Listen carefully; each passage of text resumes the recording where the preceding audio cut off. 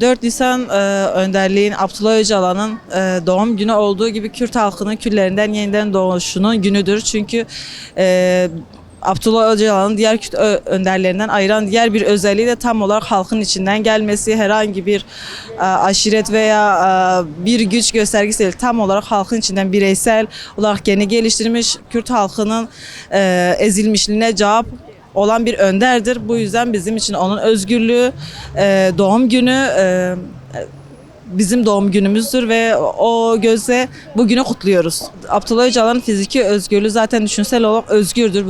Bütün dünyaya bunu kanıtlamıştır düşüncesiyle, yazılarıyla, gerek ürettiği felsefeyle üretken bir lider olduğundan ötürü zaten düşünsel ve zihinsel olarak özgür bir liderdir.